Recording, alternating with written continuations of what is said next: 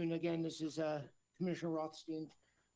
As shared this morning, we're doing a joint session, one of a handful that I look forward to for calendar year 21, as especially there are some significant challenges that are happening right now and that are also in front of us. I will gavel in, but I do want to share this, if anybody can see. It is a picture of Commissioner Weaver, probably from 1954.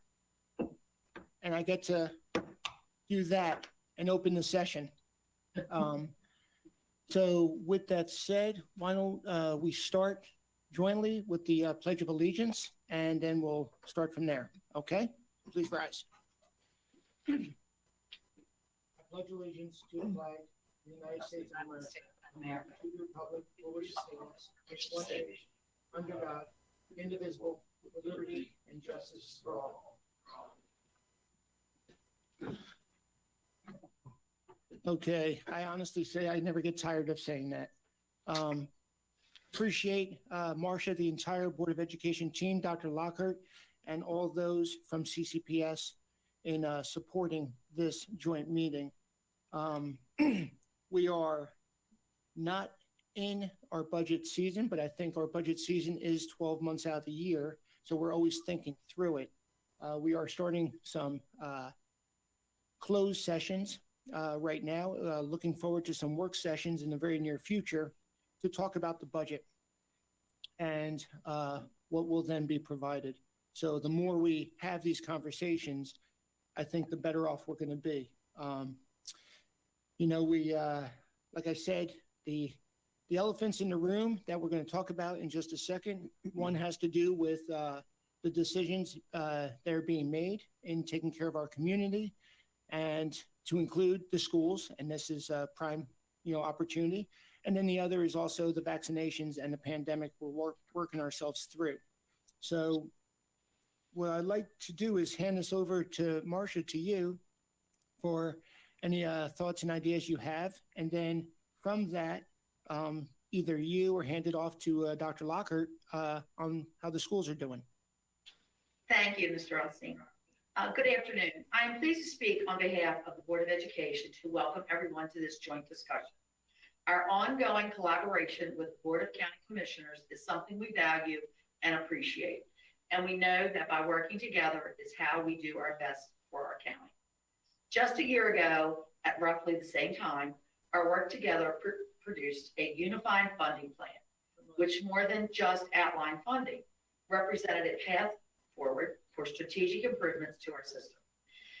Then this year took an unexpected turn for all of us. We have all been consumed with the pandemic and the response to it. I'm sure both boards have faced challenges we never imagined, and we have tried to do our best.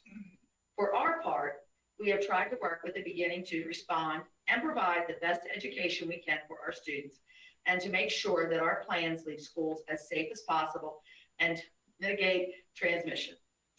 And this year, we have had to make some very difficult decisions, just as you have. They haven't all been very popular with everyone. We understand this, but we have tried to provide the best possible educational opportunities that we believe possible for as many in-person students as possible. That being said, there are a couple of thank yous that the Board of Education would like to note. First, we cannot overstate our gratitude to Mr. Singer and his staff at the Health Department. Just as with your board, Ed has been with us throughout. And while everyone may see those public meetings, not everyone gets to see all of the tireless effort he and his team spend with Dr. Lockhart and our staff. Ed's support has known no limits, with constantly consulting with our states, to reviewing various plans, to partnering on contact tracing, to touring schools, to including us in the vaccination planning and implementation. The list of his collaboration goes on and seems to have no limit. We cannot thank Ed enough. Lastly, we cannot thank our entire staff enough. From that first decision by the state last March to close schools, Our folks have never missed a beat to do all they can to make our schools work and do their best for our students. It is dangerous to list any one group for fearing of someone I will miss. But all of our folks have delivered for this community. First and foremost, teachers have responded by adapting, working differently and harder than ever, finding new and innovative ways to reach our students and adjusting to teach in traditional and non-traditional ways, even at the same time. Our educational support professionals have responded as willing and able partners to provide all the students' support and supervision necessary to make our schools go on. Our nurses have fulfilled their traditional roles while also supporting the health department with very important work of contact tracing and vaccinations. From the very beginning, our facilities and food services folks have been in our schools and our communities doing more than ever to support our children. And our central staff have also worked tirelessly to support our schools and programs, many of them directly assisting in schools. We, as a board, are proud of their work and amazed at their efforts. And with those things said, we look forward to this meeting with you. We know we haven't crossed the finish line yet, but the end is at least in sight now with the vaccines process underway. We are grateful to you for your leadership and support and hopeful in discussing this agenda items on which we may continue our mutual work together. Thank you. And Marcia, well said and appreciated. I just want a couple of very quick alibis. One, you currently see 4 out of the 5 commissioners online. The 5th, we are multitasking. We have a weekly meeting with the state at 1 p.m., 1300, and Commissioner Wance is attending that. Should be 20, 30 minutes, so he should join us, probably in about 15 to 20 minutes. But it's important because he has it with Mr. Hsu on administrative issues dealing with the state, which leads me into the second, and that is a decision that we, the Board of Commissioners, made relatively early on during the pandemic, and it was a very deliberate decision that all actions made by the state and given by the governor, executive orders, we would abide by, and we would not go further than the actions that he has directed. So that deals with small businesses, that deals with occupancy and facilities and all that kind of fun stuff. We're continuing to do that just as we continue to be in a state of emergency as the state is. And then the third, and I think the most important is hopefully for me to shut up for a while and really be a facilitator in this meeting, and with the expertise being all around us. So those that want to share their points, please do so. This is not a one-on-one discussion. So I am hopefully going to be less heard and more listening. But I do want to say the agenda. We're going to start with Dr. Lockhart, I believe, dealing with the operational status of the schools. The health department, I think Maggie's going to be online, talking about the vaccinations update and the status of 1B that we're in right now, which is the schools, daycare centers, and 75 and over, and then going into 1C. We'll then talk in preparation for the FY22 operating budget and your upcoming, I know, work session.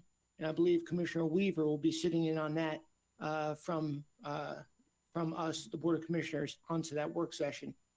And then we'll be talking about the capital projects that are East Middle, Career and Tech, along with Liberty High School. And then some of the Freedom Elementary School redistricting status report. And I'm very interested in that, as I hear a lot of activity going on down there in the Freedom District. So with that said, it's I think back over to you, and either Steve or Marcia, why don't you tell us what's going on?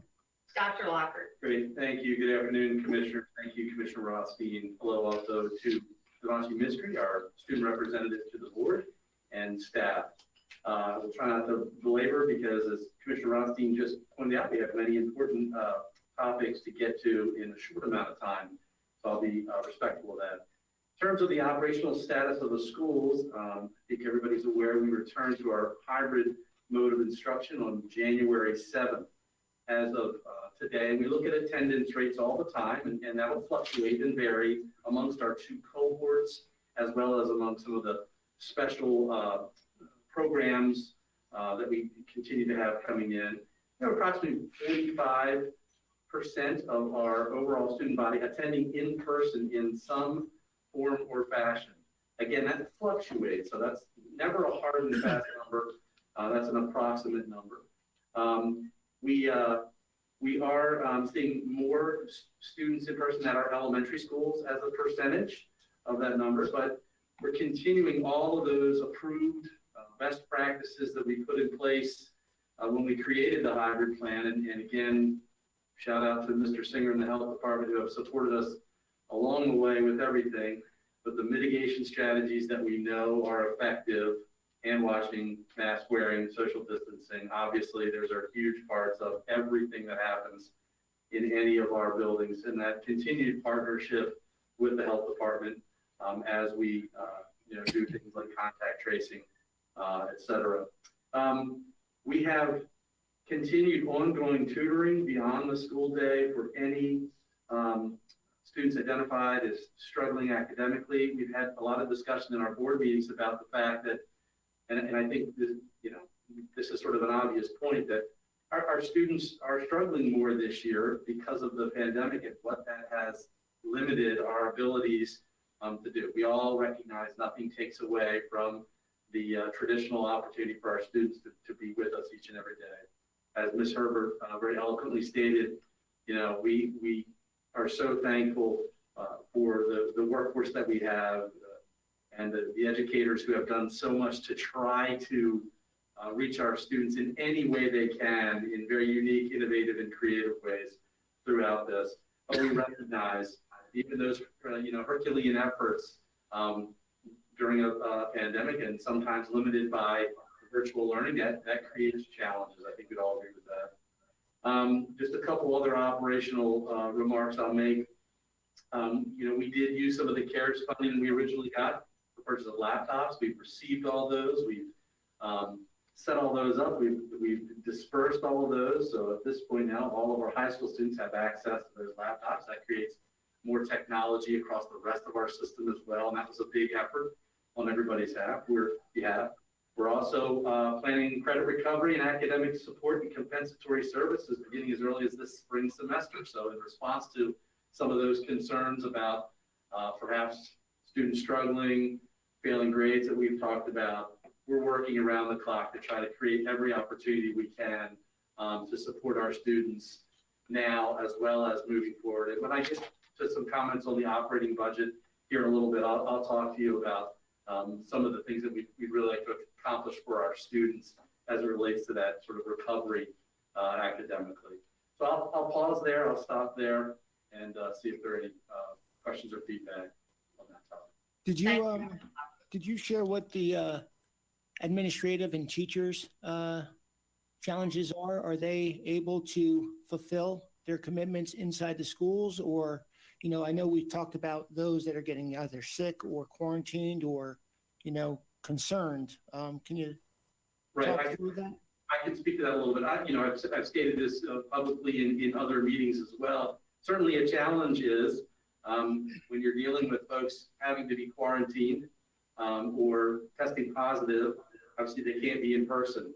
And so that creates challenges for us. Fortunately, like I said, we've been very resourceful and creative in finding ways to work through and around some of those challenges. And so, while not ideal, we do look at how do we best stand up and cover some of these places where we have these challenges. And so on any given day, we're going to follow all of the protocols that we're supposed to. We're going to follow all the contact tracing and all the quarantines that we're required to do to the T. And I can tell you, there's not a day that goes by where Mr. Streaker and our school nurses and Mr. Singer and his staff are constantly unpacking and dialoguing through all that. But that creates challenges, and we recognize that. And I can't say enough about the work that folks have done to try to compensate for that. So, Commissioner, that is a big challenge. Anytime you're saying you've got to sit out for a while, that creates a challenge in really in any job, probably. Commissioner Rothstein, I just want to reiterate on that a little bit. Our philosophy has been all hands on deck. I cannot thank everyone enough. I know Donna's husband has signed up to be a sub. Tyra was going to try to also do Thursdays, and I subbed last Thursday and Friday to help out. And I will be back at Manchester Elementary tomorrow. And it is safety first, hygiene first. I have never seen so many hand sanitizer little presser things on the wall all over the school, and hand wipes and washing your hands. So I have seen it several days in, just being in that school and subbing. So I cannot thank all hands on deck, all our staff for helping out. Thanks. Hey, Mr. Lockhart, I wonder if I could ask a question about the dashboard that you guys put out for the school system. My guess is, and honestly, I'm going to say right up front, I haven't looked at it. First, I'll say that. But my guess is it shows students and teachers who are have COVID and the numbers in each school. That's correct, Commissioner Frazier. We started this when we were in the hybrid the first time around back in the fall. It does show every individual school and center, the number of students COVID positive, the number of staff COVID positive. It also goes a little bit further and shows the number of COVID-like illnesses for students and staff at each individual school. Now, COVID-like illness does not mean you're COVID positive. It just means you have symptoms that are a list, a very long list. And that's challenging because, as we all know, what could be COVID could also be seasonal allergies, or you name the illness that can mirror that. But we're not taking any chances there. When we have COVID-like illnesses, we follow our protocols, and we're displaying that data so that people can make informed decisions. And I appreciate that. Are you showing teachers that are staff members or students, I guess, as well, who test positive for COVID but haven't been in a building for like 48 hours? We are showing anyone who is considered active positive, and we're showing anybody who is considered active COVID-like illness. So it stays on that dashboard until they have been released to return. Right. But my question is, I'm in school, I'm a teacher, I'm in school on Friday. Monday, I feel headaches, runny nose, whatever. I don't go to school Monday because I'm showing some symptoms. I go and get my test comes back 2 days later, maybe Wednesday, Thursday, I'm positive. Does that show up as a positive on your dashboard for that school? Yes, it does. As soon as we notified, and now we update it every Wednesday, so that data is reflective of the information we gathered for that week. All right, thank you. Good. Can I ask a clarification question on that? Because even if a teacher is on leave, or like ADA leave, or teaching from home, if we had one of those cases of a COVID positive, they would still be on the report, correct? Mr. Streaker, do you mind jumping in there? I do believe, Ms. Savigny, that they would show up on the staffing side as well, because that's an impact to our staffing. Right. For the students are specifically for students who are scheduled or have selected to attend in person. So we have students who we know are COVID positive who have elected all virtual. They are not reflected on the dashboard, as we're simply trying to show the students who wish to be in person on the dashboard. Right, and then thank you for clarifying that. I wanted to make sure we were accurate there, but that is correct. It's a little harder for us if kids aren't coming in person at all. to keep track of their health conditions, as opposed to we have a process in place for staff. We need them to be reporting to us, and we have a protocol for that. Thank you. You know, y'all are getting pretty good at voice recognition wearing those masks. Actually, I thought it was Kenny Kyler asking the question, not Donna, but that's just me. Let's, you know, move on. I think Maggie should be on. Is she? Or Ed Singer? Maggie is on. Okay, because this dovetails right into the vaccinations. So Maggie. Yep. I don't see you yet, do I? Here I am. There you go. Okay. Yeah, Maggie. all of a if you sudden could give us an update. That'd be great. Can you hear me? Yes, ma'am. Oh, excellent. Okay. Sometimes I know we have that issue. So, all right. I have some slides I can share if you'd like. The commissioner saw them this morning, but if you want to give me the, you want to help me share my screen, I can share those. Okay.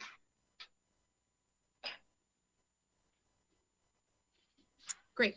Okay. So this will just be very brief. We're just focusing on vaccines at the moment. You'll be very familiar with this next slide, I'm sure. So here is the pyramid that everybody's seen now many times.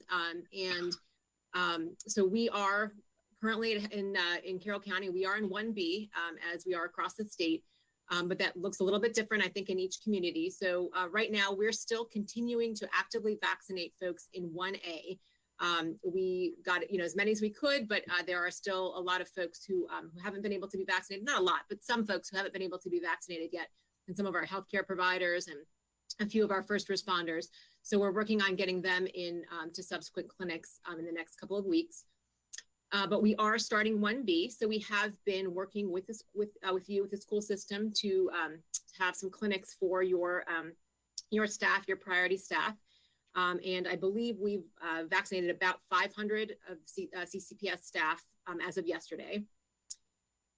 We are also having some clinics this week, in fact today, for some private schools and childcare. So we're working hard to get a lot of those folks in the education and childcare sector vaccinated over the next couple of weeks.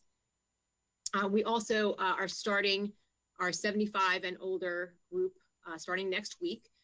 As you all know, the governor mentioned that we would be starting 1B and that group would be prioritized. And so we were able to really shuffle around our clinics for next week. And so 2 of those larger clinics will be for the 75 and up age group. So we can really get started in that group as well. But we will continue some small 1A clinics and some school clinics as well.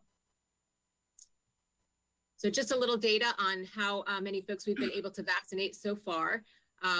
This is just by week. This does not include this week. Doesn't include most of those school folks that I just mentioned. But our first week, we got 100 doses and we're able to vaccinate 103 people with some extra doses. The second week, we got 1,100 doses, and that was almost all 1A folks we were able to vaccinate that week. And last week, we were able to vaccinate over 1,500. So we're not quite at 3,000 yet, but we're getting close to, probably with this week's totals, midweek totals, we're at around or over 3,000. So this doesn't include the Carroll Hospital staff. They're vaccinating their staff on their own. And it doesn't include the long-term care facilities that are being vaccinated by those pharmacies.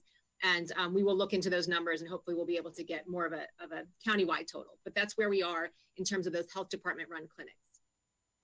And I just want to bring your attention to the fact that we're only, as you may know, we're only receiving a limited number of doses each week. We have requested more, up to about 3,000, but we're only receiving 1,400 in this coming week. And that makes it pretty challenging to continue to finish up our 1A folks and to move on to our 1B folks and to really get to everybody who wants to be vaccinated. And we are just overwhelmed by the interest in the vaccine.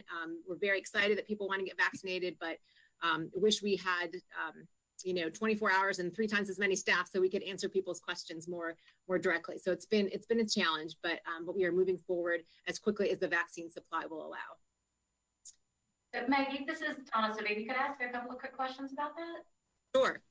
I know when we had talked with Mr. Singer at our meetings about a week and a half ago, we were expecting to get 1,400 vaccines this week, and that about 400 of those were anticipated to go to CCBS employees. Do we know if that happened this week? So this coming week, I think, I'm trying to think exactly how many there are several of us working on these vaccine clinics, and so it makes it a little hard. I think it's maybe a little bit less than that. I think it may be around 250. I think that we're going to be able to give the school system next week.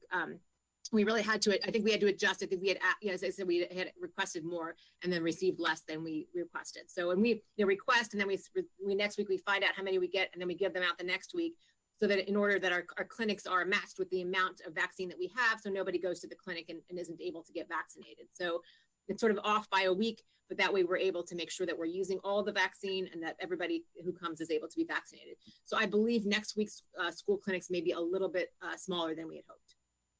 Okay, and I thought there was supposed to be one this week as well. There is, if I may. Yeah, Dr. Lockard, yes, by all means. Yes, there was yesterday, right, Wednesday. And Mr. Streeter, if you could verify, I think we had upwards of 470 some staff vaccinated yesterday at the clinic that was held, correct? Correct. We had about 475, 480, somewhere in that range. It's great. Fantastic. So that actually happened yesterday, 470. That is correct. Fantastic. Maggie, I'm sorry to interrupt your presentation. Please continue. No, but I'd like to add also, because we had the conversation this morning with Ed, and that is that, and Maggie shared this, but just to amplify it, they're going to continue to request 3,000 vaccinations, even though they're only getting 1,400.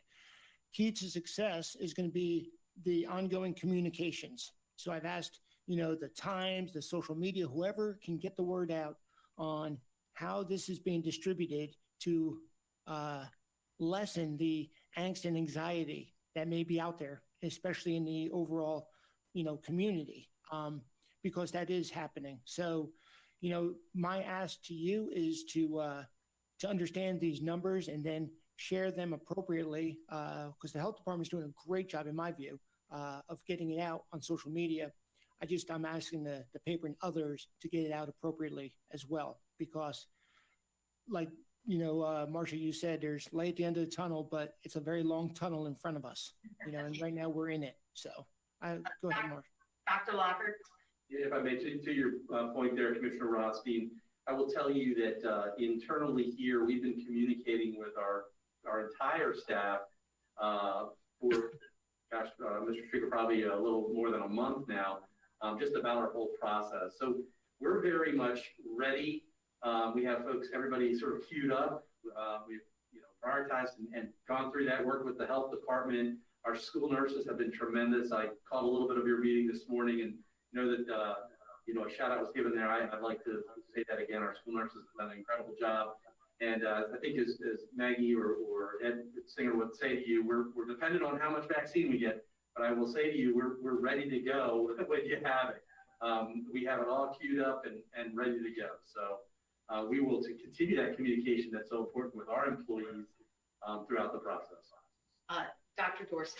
Yes, I was just wondering with the vaccines, are they ever going to get out to the doctor's offices and places other than the health department? We certainly hope so. We don't really know when anything will happen, but we do expect that some providers should be getting it relatively soon, primarily those who are associated with maybe some of the larger hospital systems. But some providers should be able to get it relatively soon, and some pharmacies, hopefully.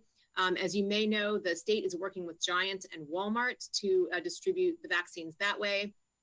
So we don't, that it's supposed to start next week, but we don't have any definite timeframes on any of the other pharmacies or providers receiving the vaccine. We do expect that will happen. And when it happens, it may mean that the share of vaccines that we get at the health department may be lessened. And so, maybe a good and bad thing at the same time. So we have a lot of instructions on our website that really recommend to people just out in the community to look at different options that might work for them in addition to, talking to their provider, looking at our website, looking at the LifeBridge Health website, which also has an interest form, and just looking at the many options that might be available moving forward. Okay, but it does sound like at this point, everyone is sort of directing people to refer back to the health department. So it's like you all are the sort of the keepers at this point of the vaccine. We are. We're getting most of it that's going out into the community, but that will change over time. And we're just encouraging people to look at what might be other options in the next several weeks. Ms. Savigny? I just did want to reiterate, yeah, I think the health department is doing a fantastic job, and I'm thankful that the school system has a very specific plan in place. You know, we've taken a lot of steps to be ready to administer the vaccines as soon as they're available. And Mr. Rothstein, I completely agree with you. I would love for our two boards, and you know, in conjunction with our legislation, our delegates, what can we do jointly in order to potentially get an increased share of doses into our county? We are very prepared. I think we have good plans in place to get them out. So if 3,000 is what we're asking for, but we're only getting 1,400, what can we do collectively to increase that number? Mr. Kyler, did you want to say something? Well, yeah, and then Maggie, we're banging you with too many questions, but yeah, my question was, our church secretary showed us LifeBridge you could register, and you talked already about CVS and those, and I don't know what they're doing with leftovers, the way this system works. But what you're saying is, it doesn't hurt, it helps you if we fill it out for LifeBridge, if we fill it out at our personal doctor, anything we do outside of you doesn't confuse the matter, it helps, correct? Right. We want people right now to look at all the options that work for them and sign up for wherever. I personally will not be offended if we reach out to you and you've already been vaccinated. I will be thrilled. So happy to have everybody look into whatever options will work for them. And Ms. Figney, in terms of advocating, I think other people may have ideas as well, but I do know that Ed mentioned to ensure that when the school system is asked how many doses they want, that you do request the full number of doses that would be required to vaccinate your entire staff, including all of those substitutes and all those folks that you have to bring on in order to keep things moving forward, because that will help us. Even if we've already vaccinated some of those folks, if you request the full amount, we may be able to use those additional doses. And your comment on, I think it was Marcia, about reaching out to delegation or to the state, that absolutely does not go on deaf ears, as Commissioner Wentz was participating with the administration just now, and I see he joined us. We also have collaborative meetings down in Mako, Maryland Association of Counties, with both Commissioner Wentz on the board and Commissioner Frazier attending those meetings every week, along with regional meetings, and we participate in a LifeBridge discussion with the health department. So we're trying to figure out, okay, where are the rocks? Let's unturn them and see where we can go. It's not going to be enough, but we're going to keep moving forward. Speaking of moving forward, Maggie, keep going. Okay, that's about it. This is just another slide that kind of summarizes what we've already discussed. So that's all I have really for you. If you have any additional questions for me, I just would encourage people to go to our website, fill our interest forms. As Mr. Kyler said, doesn't hurt to fill out all the forms, and we'll get to folks as soon as possible. We're not able to send out a lot of emails to people directly because there are so many people signed up, but we will be, continuing to share things on social media and reaching out when we're able to register people. So if anybody has any additional questions, I'm happy to try to answer them. Hearing none, you are a rock star along with the entire team. Let's move it over to you, Marcia, and your team dealing with the operational budget for FY22. Thank you, Commissioner Rothstein again. I just want to provide a brief sort of overview where we are in the budget process. I know I recognize it's early in that process, and you would outline that in your opening remarks as well. I'll just provide a little background, and then perhaps we can have a little conversation. So at the recent January board meeting, I presented my proposed budget to the Board of Education for their consideration, as I do every year in January. Without any clear guidance yet on revenues, at least at that January meeting, we used the best information we had available to us as a starting point. Based on everything we've heard from the legislative leadership and even the governor heading into session, we assumed flat revenue from the state. Indications were that revenue was trending better than initially expected at the state. And with the governor's initial budget release this week, we're able to confirm that all local boards of education will be held harmless in FY22, which is good news. Obviously, we're still waiting for all the details and all the logistics associated with that and guidance that we typically get from DLS as well as MSDE. For local revenue, we started with the FY22 figure in your 5-year operating plan, which requests a $6.2 million increase in the plan. We hope to gain some clarity beginning in this discussion today. I would be remiss if I didn't take the minute just to restate how proud we all should be of the collaborative effort undertook prior to the pandemic, along with you, our partners at the Board of County Commissioners, developing a shared 5-year budget plan. I believe that process and the communication and collaboration involved was a shining example of what we're capable of and what's possible when we do work together. Of course, we all recall and completely understand last year with the onset of the pandemic and the uncertainties involved, you needed to adjust the plan for the current year. Initially, we had discussed reconvening in the fall to see how things had gone in terms of actual impacts to revenues to close out FY20, or at least the first quarters of FY21.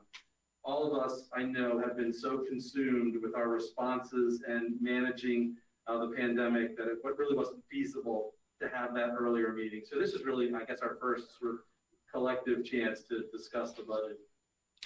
The past months, at our board meetings, we've publicly reported how we are spending the one-time federal funding associated with the pandemic. That would be the CARES funding.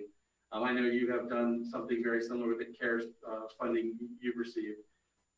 Presently, we've incurred a $1.4 million sort of excess, if you will, deficit in FY21 in excess of the federal money. In other words, we've spent about 1.4 million more than what we got from the federal government, and we've had to look creatively to our fund balance to make up the difference. In fact, we've utilized our fund balance in several ways for this year's existing budget to try to do everything we could to get the things that we needed, but also to support our student and staff needs along the way. And there's some good news. We are set to receive new ESSER funds covering the next 2 fiscal years. Again, these are one-time federal funds. And while we're grateful and relieved to have these funds made available to us, I just want to add some perspective. The amount available to us over the next 2 years is less than what we've already spent in just the last 9 months on things like PPE, food services, technology, tutoring, bunch of student supports, summer programming, special education compensatory services, transportation costs. I won't keep going on, but I want to provide a little perspective there. We are planning on using the new one-time ESSER funds that we'll receive to continue supporting our ongoing recovery efforts. We're going to first apply the new funds to the $1.4 million deficit in accrued pandemic costs that weren't covered by the original CARES funding.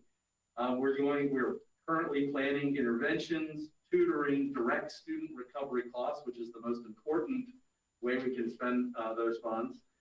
We have technology support. I mentioned a lot of new technology in the system that comes with maintenance and support. And again, knowing how quickly these funds went the past 9 months, we'll likely have to resort to our own local dollars to supplement our efforts. Our initial operating proposed budget focuses on the ongoing costs in academic recovery and compensatory services for special education in FY22 and beyond. We built this into the proposed budget, and we also built in an approximate $1.2 million in instructional materials and instructional programming that would be in our budget regardless of whether we were in a pandemic or not. I'll go back to the special education piece that's so important to us in ongoing fashion. If you recall, when we held our budget town halls, many of you attended those last year pre-pandemic in the fall of 2019 as we worked to develop our FY21 budget, the budget we're in now. And if you were there, you heard special education come up time and time again. Now, this is pre-pandemic. Time and time again, that special ed support right in our schools. It was one of the biggest and most widely discussed needs. And while we were able to cobble together, a few additional positions in last year's budget, our needs in this area, I would say to you, have been exponentially impacted. So in this proposed budget that I presented to the board last week that I'm speaking to right now, I proposed additional funds for special education support in our schools. We believe it's critically, I'll cut right to what it is. We believe it's critically important to have at least one 11-month special education teacher in each of our buildings to support our students and the programming that's going to have to happen before school, after school, and throughout the summer. I will say to you that many systems around us have had this kind of support in place for many, many years. And now because of the impact of the pandemic on our students, we believe it's even more important than ever to try to provide this on an ongoing basis directly to our schools for our students. And of course, it goes without mention, employee compensation, which is always subject to the negotiations process. That remains a key part of our strategic plans, critically important in retaining our incredible and dedicated workforce, and it can't be stated enough, all that our employees have done in innovation, adaptability, flexibility, and creativeness in working to keep students supported and as engaged as possible in such challenging circumstances. So I want to provide a little overview about some of the one-time funds, how they've come in, what we've done with those, what we're trying to do with those, and then some of our ongoing needs in the budget as well. I will stop there. There's a lot on your plate, and Dr. Lockhart, thanks for sharing. Where you see your priorities lie, and in moving forward. It's always, to me, important to, and I think to all of us, to lay it out as openly and candidly as we can before we start crunching numbers, and then we list, here are the priorities, here are the risks associated with them, and here's how they either are going to be funded fully, funded partially, or not funded at all. So the more you share with us this, I believe the more prepared we're going to be in taking care of what needs to be done. So I appreciate it. Any thoughts from my colleagues? Steve? Yeah, I got a couple questions. Good afternoon, everybody. Interestingly enough, I understand you all talked about vaccines, and I just got off a somewhat volatile call with the state health department on those vaccines. So more information to come on that. Let's get back to the budget here. A couple questions. Dr. Lockhart, or perhaps Chris or whoever, have you had a chance to delve into the budget that was presented by the governor on Tuesday and what that means for you? And a follow-up question to that concerns enrollment counts and where the per pupil funding comes into play here as it pertains to state effect, county effect, and what we will be required, if anything, to show as a result of those numbers. Thank you. John, do you mind tackling that piece? I know you have the logistics there. Sure, I'll do my best, and thank you and good afternoon, everyone. And if Chris is on the call, he can add any detail or correct anything that I get wrong. We have seen the initial release of the governor's budget, of course, and we've looked at the narrative of his release and the the limited detail that's there.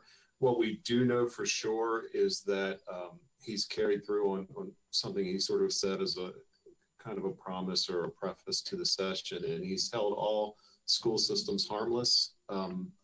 It looks like not only a hold harmless level, so in other words, flat funding from last fiscal year to the coming, or this fiscal year to the coming fiscal year at the state level, but also possibly a little more money for each Board of Ed.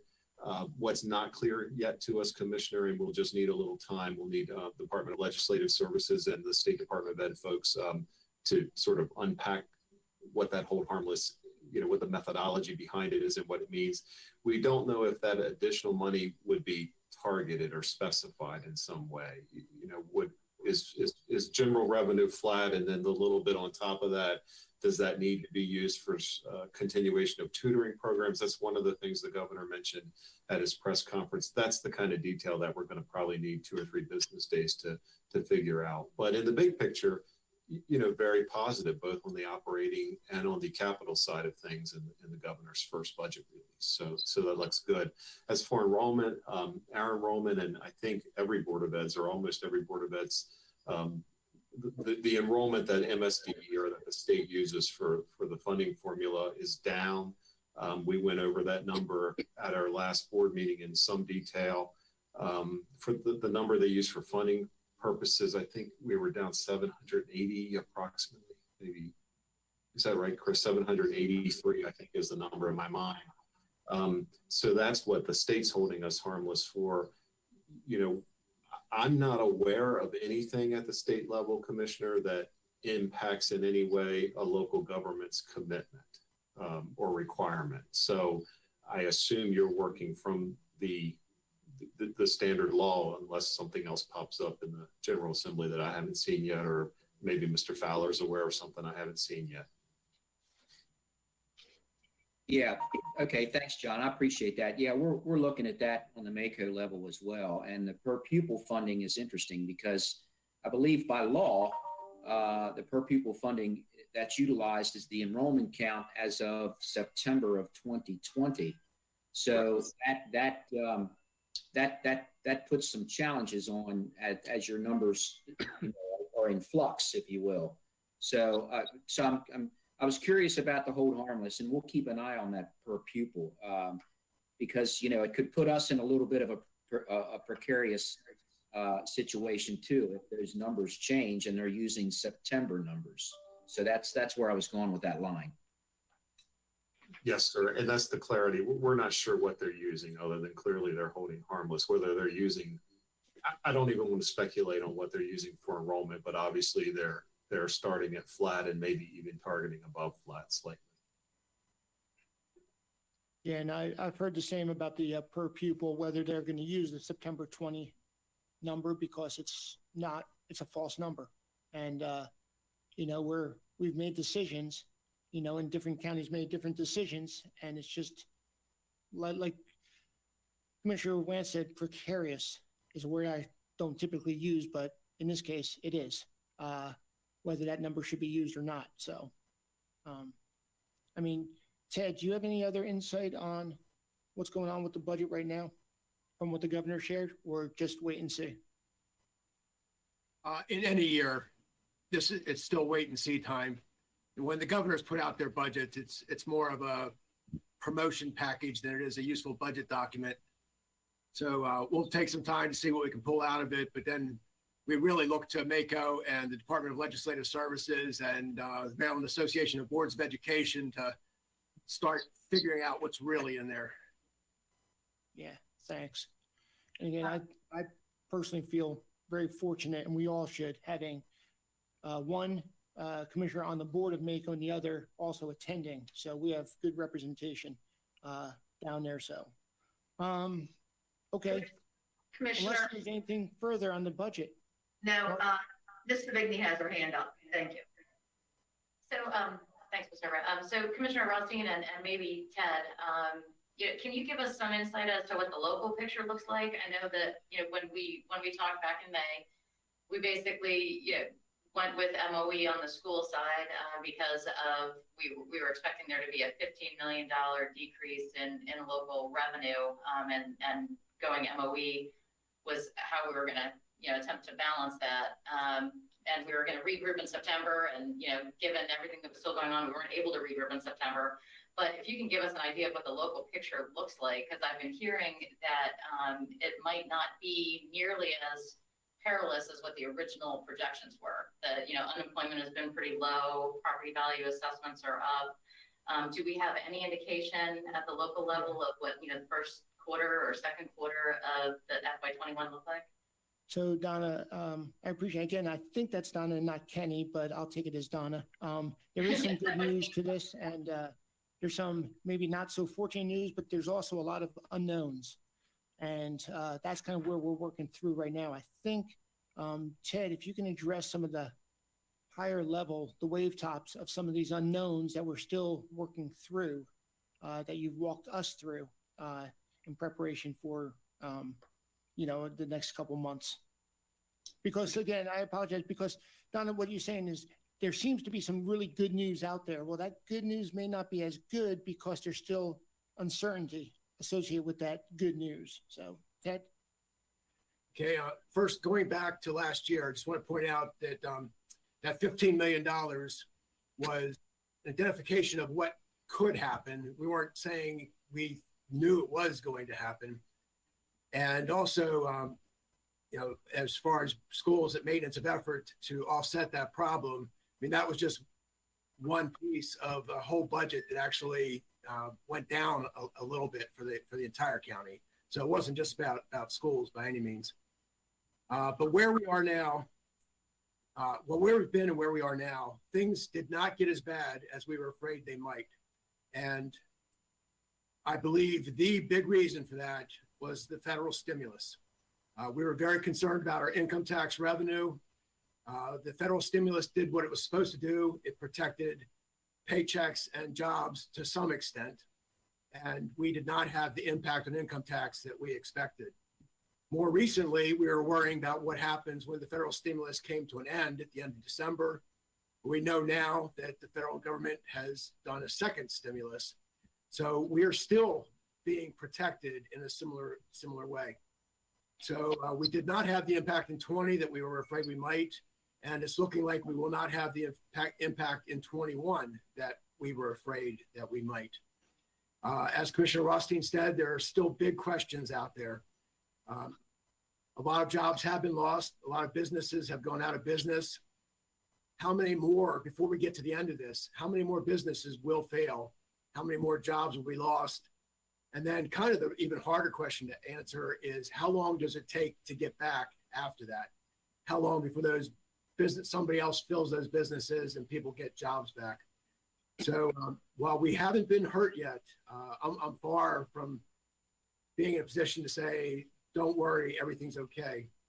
Now, the one thing we have going for us now, one really big thing, is with the vaccine rollout starting and us being protected by the federal stimulus, if the federal stimulus takes us long enough to get to the point where vaccines are having a large, widespread impact, it might be that we get through this without any more negative impact.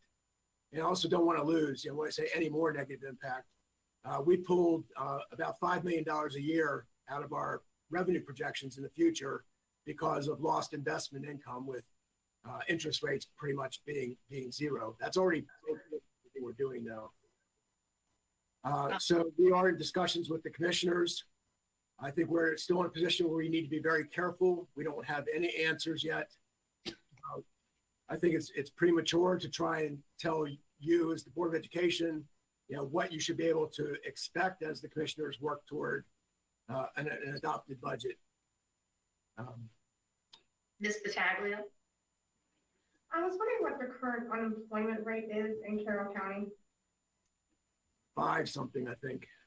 Isn't it like 5.3 or Steve, do you know?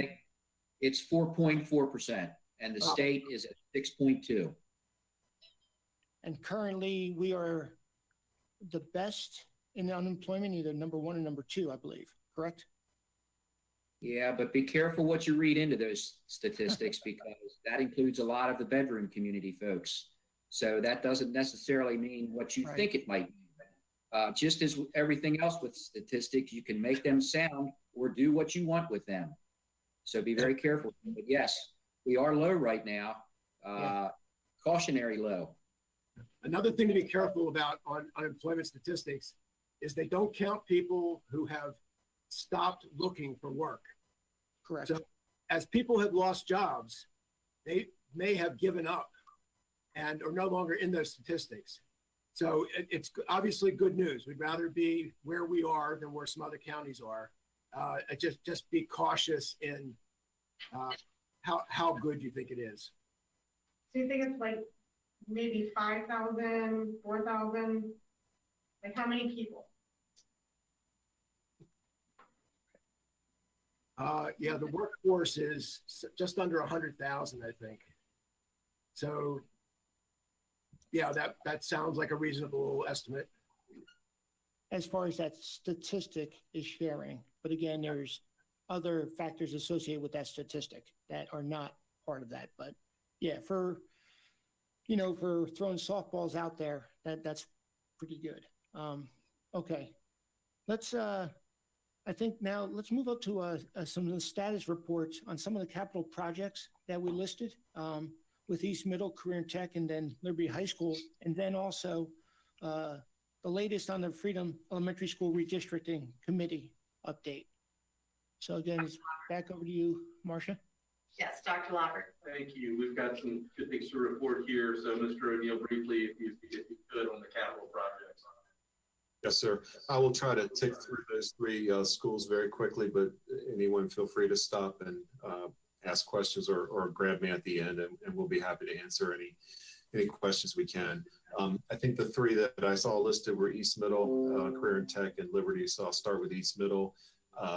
With your support last spring in the CIP, that project moved into planning stages this year, and the planning stages have been moving along very well. At the, I think, not this month's board meeting, but I guess the December monthly Board of Ed meeting, the Board of Ed approved the formal design development documents, which is sort of a not really a midway, but an interim point in the planning process, headed towards final documents.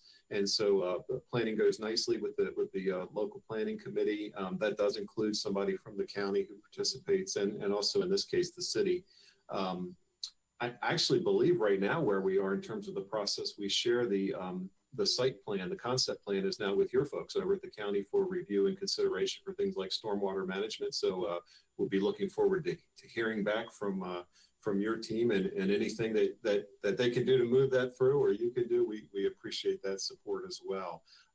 As far as state participation, it was always our goal from the beginning in the discussions last March that ultimately the state's Built to Learn Act, or the kind of the second, the new and second phase of funding school construction at the state level, would be the primary vehicle for this to happen.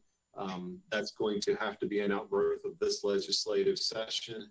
It was very, very encouraging. And again, I echo what Ted said a bit ago relative to the operating budget. The governor's release of the budget is sort of a, kind of a frame. It's not the detail that you need to understand everything, but at least what we can understand from his release is that he did include the first year of funding for the Built to Learn Act. So that's been very much a bipartisan effort, and clearly he still supports that. And so, those details will take some time, and the processes that the Stadium Authority will have to develop will take some time, but it makes us feel good because our goal was to get this project planned and be one of the first county and boards of ed in line to be able to say, hey, we're ready with a planned project that the state's already approved, because those projects still go through the interagency approval process. We're ready to go. We're ready to seek that funding. So everything is following that timeline and following that process nicely. Career and Tech, as you know, you were at the groundbreaking ceremony, and we appreciate that ongoing support.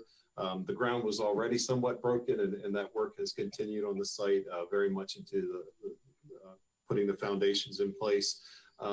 And so it remains on schedule. Not that there aren't always a minor glitch here or there, but Mr. Prokop, Mr. Marks, and the folks we have under employer work through those things, and that project remains on the 4-year plan schedule for completion. Once the state commits, you always believe, and certainly they always have remained committed to a project once they're on a project, but it is nice to know that just before session opened, when we met with the IAC, they reaffirmed that with their second year of commitment to the Career and Tech project. So everything seems to be in place there, both in terms of making it happen and having the funding from both the state and local level to make it happen. And Liberty High is on the agenda. There is no project for Liberty High, so that's the short update there. I think that there may have been some general discussion in the community and maybe some confusion, because at our December board meeting, that's the board meeting each year when we present an update on our to our Board of Ed on our strategic plan pillar 4, which kind of deals with the modern and safe facilities in the school system. And as part of that strategic plan discussion, that's also annually when we update the Board of Ed on our facility condition index. And that's a metric we use internally as part of our planning. It's an important data point, but it's just one data point that goes into our planning process that ultimately results in our formal plans, the ones that come to you, the board's educational facilities master plan and the Board of Ed's ultimate CIP request to you in the state. And so there were some slides about the facility condition index. Some of those charts had Liberty High School, among other schools, ranked there. And I think that might have raised a question as to whether there was a project existing or on the immediate horizon for requests for Liberty. And there's not a project for Liberty. So the status of that is that there is no project.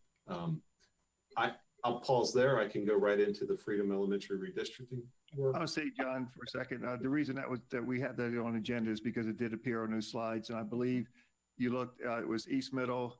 I think Liberty was second and Career Tech. I can't remember the order it was in, but it was on top three. So we were wondering, is it the next on the renovation, modernization, new building, what kind of thing?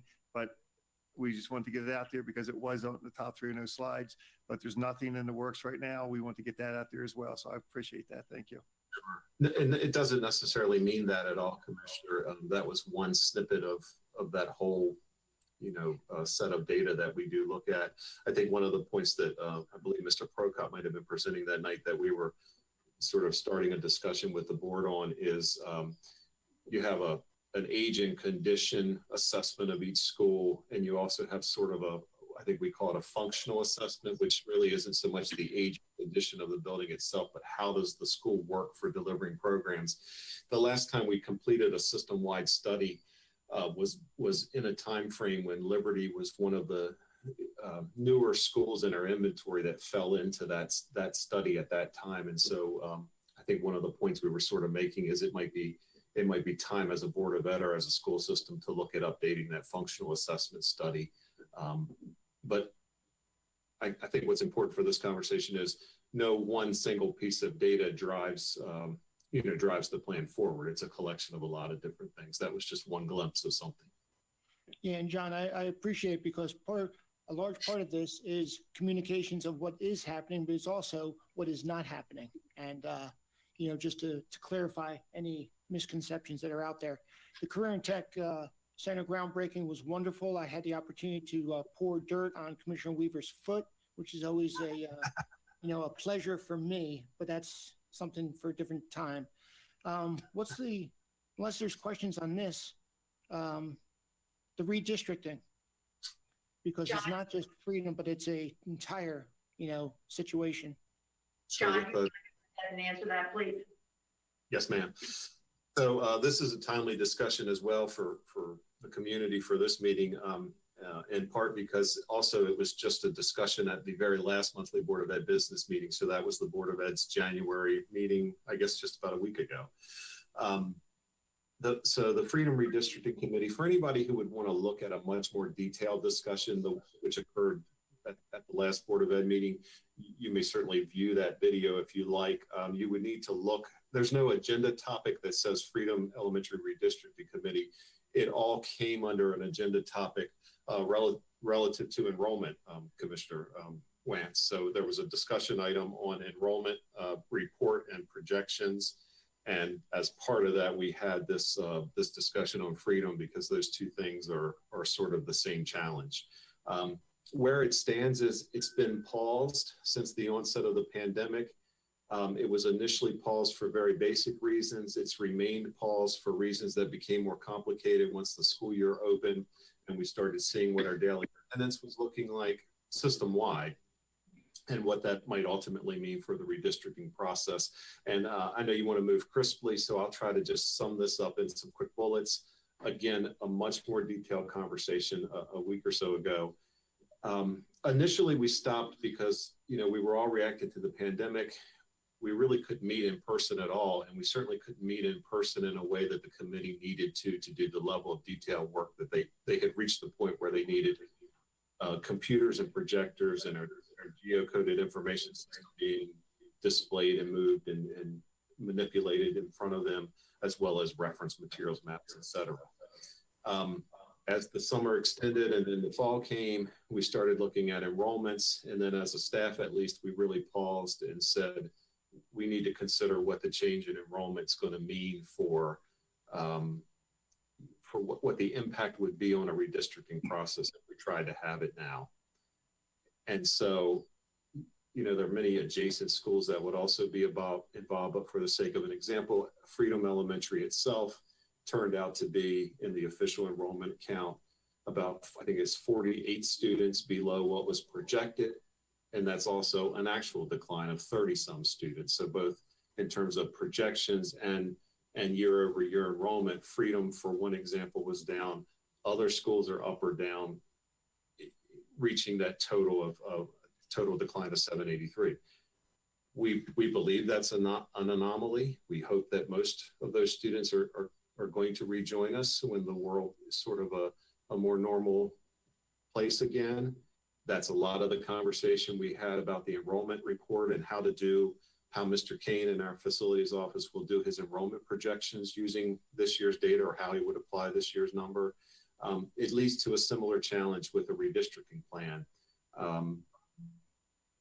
We've reached a point in time where all of us have been drug along with technology, which is great because we use a geocoded student information file when we complete redistrictings. And that's a highly technical and very efficient way, very precise way to do redistricting. For those of us who've been doing this for decades now, it's a dramatic shift over in accuracy over former ways of doing it. But the challenge for us or for a Board of Ed is when you're embarking on a redistricting plan that you know is going to be something that's emotional for folks, and there will be dissent, there will be people who may not ultimately like a final plan. You have to be able to defend that, and we usually hang our hats on the accuracy of our enrollment projection data. And even though some people may always disagree with that too, we felt like we can always pinpoint that our data has been very accurate for a very long time, certainly the years that Mr. Kane's done that work for us, and particularly in the years 1 through 5, our projections are really, really accurate. This year, we know we have a set of data that's not accurate. We just don't know. We've had a long discussion with the board about what things to assume or not, but the truth is none of us really know what those numbers are going to rebound to until we get to a new school year. And so a challenge for a board, there are many ways to look at this. I'm just trying to reduce this to something tangible real quick. One of the things you do unfortunately have to look at is, can we stand behind that when it comes time to defend it? And one of the things we share with the Board of Ed is, just like your enrollment projection analysis discussion, at best you'd have to make a choice and either use this year's geocoded file, which we know is not a normal trend at all, or revert to last year's geocoded file. People could have challenges or concerns about using either of those. An alternative would be to get to the next school year and see what actual attendance rates look like, that those attendance rates ultimately become your official enrollment number, and we'd have a much more real, tangible sense of what our enrollment looks like. We also made note that night, or I think one of the Board of Ed members brought this out in the discussion, in terms of our policies on reading, we're at a place now where we would fall in line to next summer anyway. So even if we could return to it in the next August, September timeline, we don't necessarily gain anything in a time period or a procedural timeline by trying to deal with making sense out of which data set to use when we know that we're not comfortable really with either one. I hope I did some justice to that. I'm not sure, but I'll stop and see what questions you have. I appreciate it. First off, I've been confused for lots of folks, but never Commissioner Weaver or Commissioner Wan, excuse me. So that's a first for me. The important part about the Freedom District or the Freedom School is, to me, there's a couple of very large parcels that are being discussed for residency and down in that area. So these things add into the discussions of the Freedom School and the redistricting concerns that the community has, especially in the Eldersburg area. You know, in the situation we're in, we're at 210 or going on it, and the governor is speaking at 230, which has a lot to do with education, and I don't want to go over. So I appreciate, John, everything you shared, and I just want to open it up to my fellow colleagues, commissioners, and Marcia, your entire team, for any comments you want to make in closing, and then we'll just go from there. Yeah, John, John, I heard what you said, about the redistricting. And bottom line, it'll be a 2 to 3 year process, no matter what. Is that correct? Correct. At this point, based on our own board policies, which also we'd have to follow, the earliest the board could return to a plan would be next fall. And then anything that a Board of Ed may adopt would not become effective until at the earliest the following school year. And so we're not out of that time period at this point anyway. I mean, that's the timeline we would fall back under late next summer. Okay, Okay, thank you. Mr. Kyler has one comment, and then I would like to do a final statement. Yes, and it was similar to what you just asked also, Mr. Weaver, the timeline, because even if everything went perfectly, it's not a quick fix. But I think we're so different now. Back when Don Liddell was sitting in your chair, all the schools were full. You couldn't move people around. And this was a major part of zoning, that schools were full. Now, we've closed schools. Schools have more room. This is physically possible. It's still a tough vote to do it, and tough with the community, and possibly, and Mr. Neal, whatever you just 40 years of experience. What's the likelihood that maybe this would also, we'd see lawsuits and delays after we made the decision? How likely is that? I'm not sure if I caught all of that question, that we would see delays regarding. How will people fight the decision when we do it? Does that typically happen? Does that delay the process, or we could do it and fight that battle later? Well, it certainly adds to the timeline. And I don't think this is special to Carroll County. Most redistricting plans and most local boards of ed in Maryland receive at least one appeal. It's one of the areas in state education law, I believe, and Mr. O'Malley's here, he can make sure of this, that automatically you get granted an appeal hearing. It's not just reviewed on the record, but there's a formal appeal process. Most of them do get appealed. And so it adds to the timeline after your Board of Ed makes its decision. It may not extend all the way into another year. I guess a lengthy series of appeals could. I don't know if Ed's ever seen something go that long in a county. It really all depends on the planning of the process. And if, following from what Mr. O'Neill said, a decision was made in the fall of 21 to go into effect in the fall of 22, that should probably provide ample time for an evidentiary hearing at the Maryland Office of Administrative Hearings, followed by a review hearing at the Maryland State Board of Education.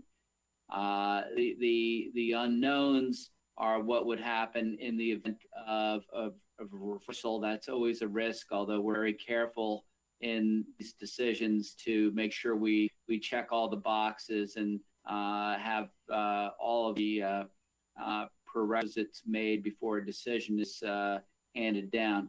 But yeah, you have to give yourself ample time for the appeal process. And so if a decision was made in the fall of 21, we would probably be okay by fall of 22. All right. Commissioner Rothstein, I'd like to say some final comments. Please. I would like to thank everyone for their time. And as we go through this, I think communication is the key for the budget. We must be open and transparent. And I will ask Ms. Lucido to contact Roberta so that we can make another meeting in the near future. And on February 3rd, we have a budget hearing and a work session starting at 5 o'clock. And thank you all very much again, and also the health department. Yeah, I appreciate it. I believe there's still a lot of assumptions out there. And as Ted shared and others, a lot of uncertainties. And we are going to move those assumptions and uncertainties into facts and associate with our priorities and then apply resources to it. That's what this is all about. And we can't do it unless we work together collaboratively as we are. At least that's what I know. Anybody have anything else? Dick, Eric, Steve, Dennis? Obviously, the group, thankful please. we got back together. It's been a while since we had a joint meeting, mostly because of COVID. Hopefully we can schedule these more frequently in the future. Yeah. Okay. If we're done, I appreciate it. 15 minutes over. Go ahead, please. I'm sorry. Thanks, everyone. Okay. Do we need a motion to adjourn? So moved. Okay. Second. There's plenty of seconds. And I get to hit Commissioner Weaver on the head again. We're adjourned. Thank you so much. Thank you.